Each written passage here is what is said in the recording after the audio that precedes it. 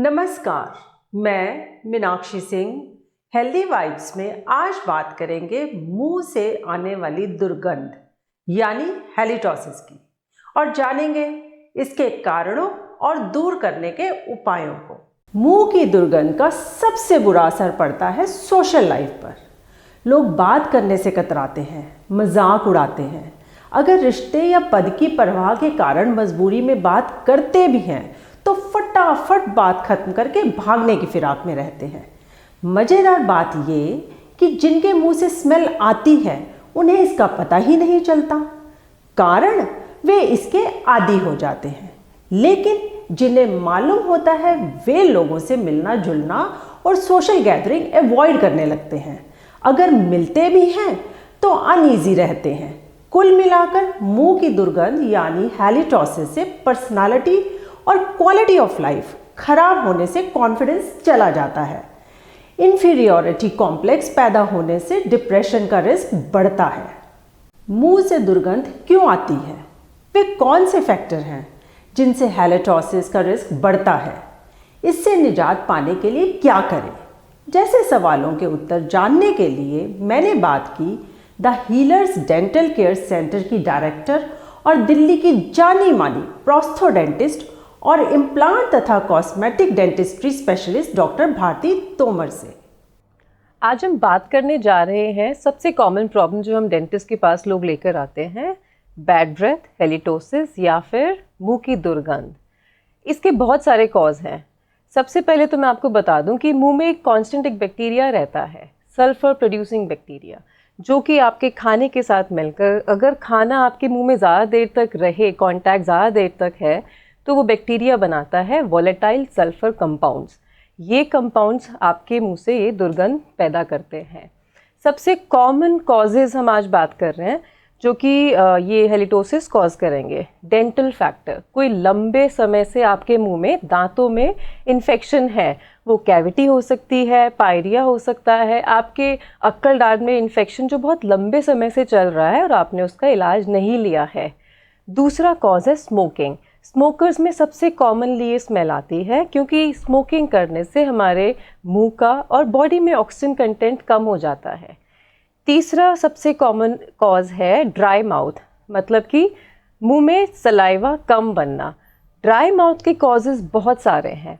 ये किसी दवाई से, अल्कोहल, कोई आपके शरीर में ऐसी कंडीशन है या फिर जनरली डिहाइड्रेशन की वजह से, मतलब कि आपने आपके बॉडी में शरीर में ही पानी की मात्रा कम है। ये किसी बीमारी की वजह से हो सकता है, ये टेम्परेरी या परमानेंट दोनों हो सकता है। अगर ये इन तीनों में से कॉज हम कोई निकाल लें तो हमें उसी कॉज स्पेसिफिक ट्रीटमेंट पे जाना पड़ेगा। अगर डेंटल की परेशानी है तो आप डेंटिस्ट को दिखाएं।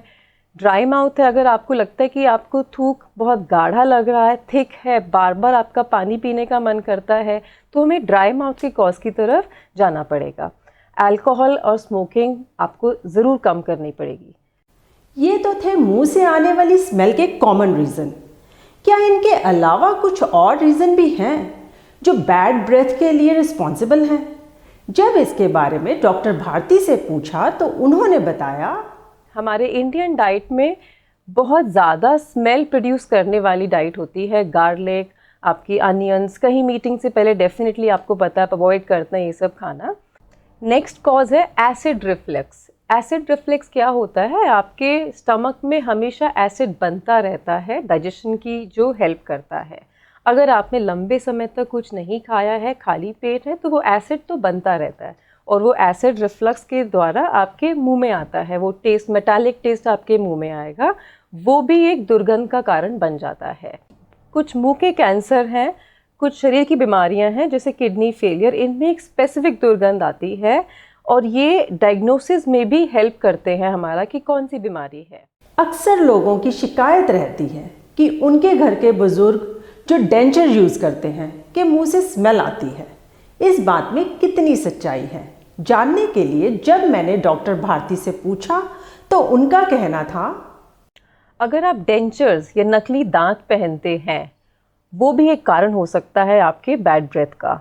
अपने डेंटिस्ट को दिखाएं। अगर बहुत समय से पहना है, बदला नहीं है और क्या पता उसकी फिटिंग बदल गई है और आप उसको अंदर से ढंग से सफाई नहीं रख पा रहे हैं, उससे भी आपके बैक्टीरिया और फंगस उस पर जमा होकर इन्फेक्शन कॉज करते हैं। बैड ब्रेथ के कारणों के बारे में तो हम जान गए, लेकिन क्या इसके कोई सिम्टम्स या इंडिकेशंस भी होते हैं जिनसे पता चले कि मुंह से स्मेल आ रही है? ऐसे में डॉक्टर भारती का कहना था, बैड ब्रेथ का सबसे पहला लक्षण होगा कि हमें स्मेल आती है। मॉर्निंग ब्रेथ जो हम फील करते हैं कि हमने 12 घंटे तक ब्रश नहीं किया था, मुंह बंद था, अंदर हमारे सलाइवा कम बन रहा था, सुबह उठ के वो मॉर्निंग ब्रेथ आती है जो कि हम ब्रश करने के बाद बेटर और फ्रेश फील करते हैं। नेक्स्ट होगा हमारे टंग पे एक वाइट कोटिंग दिखेगी। आपने मिरर में देखिए, आपको अगर टंग पे लगता है कि वाइट कोटिंग है, इसका मतलब है वो भी एक कारण हो सकता है, आप ब्रश ढंग से नहीं कर रहे हैं, आपकी टंग भी क्लीन होनी चाहिए। नेक्स्ट आपका सिम्टम आएगा कांस्टेंट एक खट्टा या मेटालिक टेस्ट आपके मुंह में है। ये हमें इशारा देता है कि कहीं मुंह में कोई इन्फेक्शन है, आप डेंटिस्ट को विजिट करें और उसका ट्रीटमेंट करवाएं। रीजंस और सिम्टम्स जानने के बाद अब जान ही गए होंगे कि बैड ब्रेथ कितनी बड़ी प्रॉब्लम है। इससे आसपास के लोगों को तो परेशानी होती ही है, साथ ही खुद का कॉन्फिडेंस भी चला जाता है। लोगों से बात करना अवॉइड करते हैं।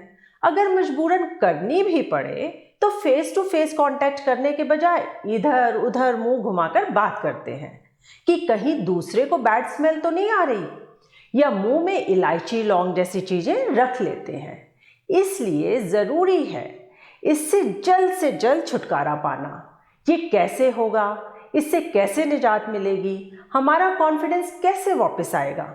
जब इस बारे में डॉक्टर भारती से बात की तो उन्होंने बताया, अब बात करें बैड ब्रेथ के ट्रीटमेंट की। सबसे पहले आप घर पे जो कर सकते हैं, अपना ब्रश चेंज करिए। अगर बहुत दिन से आपने ब्रश चेंज नहीं किया है, हर 2 से 3 महीने के अंदर आपको अपना ब्रश चेंज करना है। 2 बार रूटीन ब्रशिंग स्टार्ट करें, टंग को ज़रूर ब्रश करें। ब्रश करते हुए टाइमर लगा लें, 2 मिनट का टाइमर। आपने 2 मिनट ब्रश हर मुंह के कोने में करना है। अगर मुंह पूरा साफ़ है तो बैक्टीरिया को और खाने को जगह नहीं मिलेगी कि वो आपके मुंह में इन्फेक्शन कॉज कर सके। अगर ड्राई माउथ की आपको परेशानी है तो फ्रीक्वेंट सिप्स, बहुत जल्दी जल्दी पानी पिएं, अपनी बॉडी की सुने। अगर आपको प्यास लग रही है, एक 3 to 4 litres of water in a day आपको पीना ही पीना है। कोई लंबी दवाई आपकी चल रही है, डॉक्टर से मिलें, ट्राई करें उस दवाई को आप बदलवा सके। अल्कोहल, स्मोकिंग और स्मेल कॉज करने वाले फूड प्रोडक्ट्स को थोड़ा सा अवॉइड कर सकते हैं आप, अगर कर पाएंगे तो। ड्राई माउथ एक स्ट्रेस की वजह से भी हमारा बढ़ जाता है। जब आप बहुत स्ट्रेस्ड हैं, बहुत तनाव ले रहे हैं, तो आपकी बॉडी में ही पैरासिम्पैथेटिक सिस्टम एक्टिवेट होके आपका थूक बनना कम हो जाएगा। सो ध्यान रखें कि अपनी लाइफस्टाइल को इम्प्रूव करें, स्ट्रेस कम करें, तो आपका जनरल आपका हार्मोन सिस्टम बैलेंस रहेगा और अपने आप ही आपकी सारी प्रॉब्लम सॉल्व हो जाएंगी। उसके साथ साथ आपको एक माउथ वॉश स्टार्ट करना पड़ेगा सुबह शाम, या तो मेडिकेटेड डेंटिस्ट से पूछ के या फिर आप कोई भी केमिस्ट से लेके माउथ वॉश स्टार्ट करें। दिन में 2 बार। हर खाने के बाद आपको कुल्ला ज़रूर करना है। हल्के गर्म पानी में नमक डाल के कुल्ला करेंगे, मुंह के कोने में जो खाना फंसा होगा वो निकल जाएगा। अगर ब्रशिंग के दौरान आप देखते हैं कि आपके मसूड़ों से खून आ रहा है, तो आपको एक पायरिया की शिकायत तो है ही। इसका मतलब आपको अपनी ब्रशिंग और बेटर करनी पड़ेगी और एक डेंटिस्ट से अवश्य मिलें ताकि वो क्लीनिंग करके आपके दांतों को स्वस्थ बना सकें। एक रेगुलर चेकअप बहुत ज़रूरी है। हेलिटोसिस आपका कॉन्फिडेंस, आपका सोशल अपीयरेंस, सब कुछ आपके माइंड पे काम करके आपको कॉन्शियस कर देगा, कहीं मेरे मुंह से बदबू तो नहीं आ रही है। आपको एक सोशल सर्कल में एक्सेप्टेंस के लिए सबसे पहले आपके फ्रेशनेस फील होनी चाहिए, माउथ की एंड माइंड की। उम्मीद है डॉक्टर भारती द्वारा दी गई जानकारी से आप मुंह से आने वाली दुर्गंध यानी हैलिटोसिस से जल्द छुटकारा पा सकेंगे।